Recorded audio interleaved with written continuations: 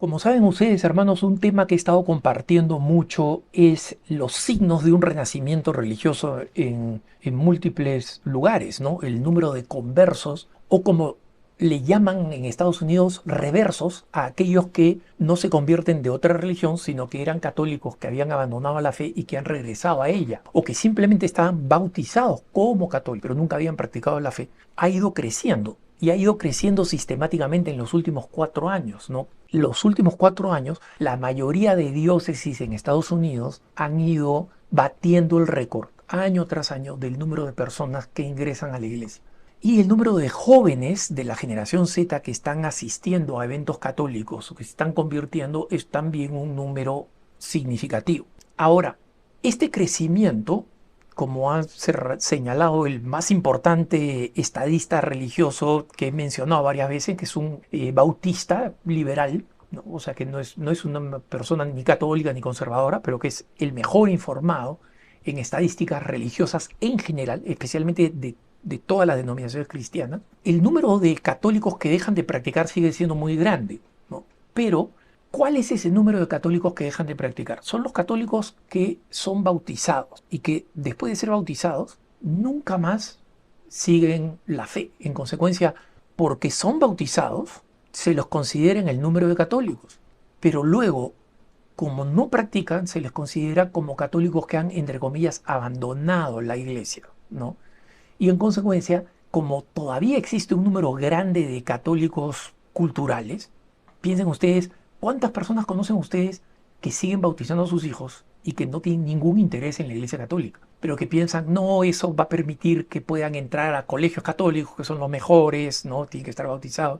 O que después se puedan casar por la iglesia, que son las celebraciones tradicionales, las que todo el mundo quiere. Y en consecuencia, lo hacen por razones totalmente pragmáticas y nunca porque realmente quisieron que sus hijos fueran católicos. Entonces, es confuso comparar unas cifras con las otras. Ryan Burch ha venido insistiendo, oye, mira, son mucho más los católicos que abandonan la iglesia católica que los católicos que están entrando a la iglesia católica. Eso es verdad numéricamente, pero creo que mi explicación es clara. La cuenta de los católicos que abandonan la iglesia católica incluye los católicos que simplemente fueron bautizados y que nunca fueron siquiera expuestos a la iglesia católica por sus padres, ¿no? Y que en consecuencia muchos de ellos, cuando les preguntan qué cosas son, dicen, bueno, yo fui bautizado católico, pero no practico. Entonces eso cuenta como un abandono cuando en realidad nunca fueron parte. Nosotros sabemos que sacramentalmente el sacramento del bautismo imprime carácter. El bautismo imprime carácter, entonces son católicos. Nadie puede llamarlos pseudo-católicos, católicos entre comillas, como a veces se usa para denigrar a católicos no practicantes que aprueban o practican doctrinas que son contrarias a la Iglesia Católica. No son católicos entre comillas, son católicos que no viven su fe, que traicionan su fe, lo que quiera, pero son católicos. Sin embargo, para efectos de la vida de la iglesia, esos católicos, que son una tragedia que no practiquen su fe y que son un desafío del apostolado interno que tenemos que hacer nosotros con los bautizados, no tienen el impacto que tienen los católicos que más bien están entrando a la iglesia católica, porque están produciendo una revolución. Tengan en cuenta ustedes, hermanos, que el fenómeno del catolicismo cultural, es decir, de los católicos que son bautizados y después no van a misa, es tan grande y tan aceptado en la práctica por la Iglesia Católica. Es una tragedia. No, todos los papas y los grandes obispos sufren por esta realidad y tratan de recuperar a esos católicos bautizados que no practican. Pero la verdad es que la iglesia no está preparada para que esos católicos bautizados eh, comiencen a practicar. Ustedes dirán, ¿de qué estás hablando, Alejandro? No, la iglesia no está preparada para que todos los católicos bautizados practiquen su fe. Simplemente no caberían en las iglesias. Si los católicos bautizados comenzaran de pronto a practicar, a ir a misa, la iglesia no tendría infraestructura para que pudieran, es decir, el número de sacerdotes, el número de misas que es lícito celebrar por cada sacerdote, los espacios físicos en las iglesias no darían. No, las misas tendrían que celebrarse a campo abierto con 15.000, 20.000 personas en un estadio y una detrás de otra ininterrumpida en cualquiera de nuestras grandes ciudades latinoamericanas. ¿Y qué es lo que está pasando con estos conversos al catolicismo? Lo que está pasando es que están comenzando a llenar los templos. Hay algunas iglesias en algunas ciudades norteamericanas, por ejemplo, y he sabido esto de forma anecdótica, no estadística, porque lamentablemente no hay un estudio tan detallado sobre la gente que está regresando a la Iglesia Católica en América Latina. No hay números, no hay estudios estadísticos. Pero cuando yo he escrito pidiéndole a la gente que me siga en este podcast, que comente si es que ellos ven ese despertar católico en sus propias realidades, muchos de distintas partes de América Latina me dicen, Alejandro, efectivamente nunca he visto tanta gente, especialmente joven, en la misa del miércoles de ceniza. Nunca he visto tanta gente asistiendo a las misas dominicales de la cuaresma. No, no, es decir, ven estos procesos de conversión de forma, como digo, anecdótica. Pero lo que es real es que están aconteciendo estos dos procesos a la vez. Es decir, los católicos que dejan de practicar, para una iglesia que estaba preparada, digamos, para que esos católicos practicaran en Europa, en Estados Unidos, al mismo tiempo que en Estados Unidos hay este revivir. Por ejemplo, acá en la arquidiócesis de Denver se están fundando nuevas parroquias. En otras diócesis, ¿no? Donde había una gran comunidad católica, le menciono algunas: Chicago, Detroit, Duluth, Nueva York. El cierre de iglesias es masivo. El, en, la diócesis de Providence, que es la única diócesis de un estado muy pequeño en Estados Unidos, que está en la costa este, que se llama Rhode Island, ¿no? Rhode Island es el estado más católico de todos los Estados Unidos, eso no lo sabe la gente. ¿Por qué? Porque es el único lugar en el que los católicos son nominalmente mayoría. De ahí salió el presidente Biden y su familia católica, pero el presidente Biden es un ejemplo de cómo son esos católicos, completamente liberales, a duras penas practican la fe.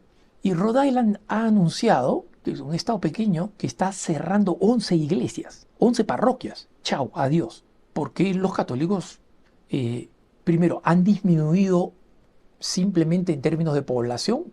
Esas familias que tenían 6, 8, 10 hijos ahora tienen 1, 2 o 3.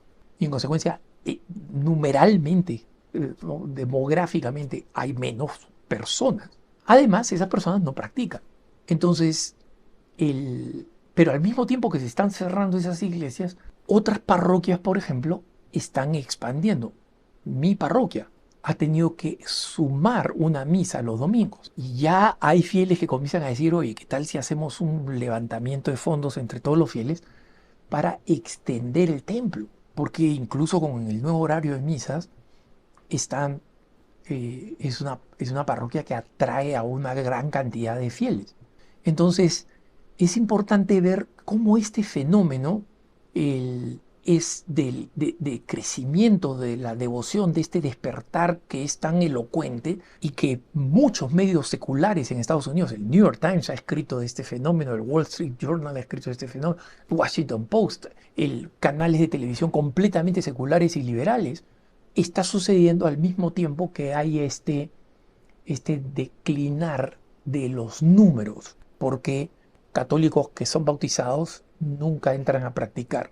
Este es un proceso simultáneo, extraño, ¿no? Pero real.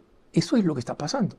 Algunos sitios están viviendo el trauma de cierres de iglesias y les digo que es traumático. ¿Por qué? Porque estas parroquias tienen todavía una comunidad, pero una comunidad de 60 personas, ya muy mayores en edad, ¿no?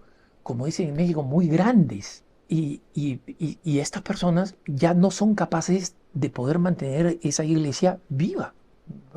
Lo que cuesta financieramente, la disminución de sacerdotes, etcétera, eso hace que simplemente sea imposible mantener estas iglesias, especialmente porque las comunidades que crearon estas iglesias, que fundaron estas iglesias, grandes comunidades de gran devoción católica, que dieron todo lo que tenían para poder construir parroquias bellas. Las parroquias que se están cerrando en Baltimore, hermano, son una tragedia. Y están tratando de rescatar, de salvar, de enviar a otras partes, a otras parroquias, los tesoros artísticos que tienen, los vitrales, las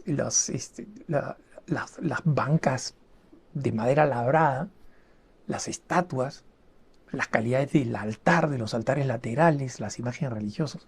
Y justamente la belleza de esas iglesias, en un clima que tiene pues un invierno duro y un verano duro, requiere de gastos de infraestructura que suponen una comunidad viva. Si hay una comunidad grande de fieles, los fieles colaboran, aman su parroquia, la mantienen viva. Pero ahora eso no es posible. Y estas comunidades de pronto ya no tienen una parroquia inmediatamente cercana y algunas de estas personas por edad, por temas de movilidad, simplemente ya no pueden ir a misa. Entonces, esta doble realidad está existiendo y creo que es un sinceramiento de los números que son completamente consistentes con la profecía del cardenal Joseph Ratzinger, que después sería el Papa Benedicto XVI. Vamos a vivir una iglesia más pequeña, pero mucho más comprometida.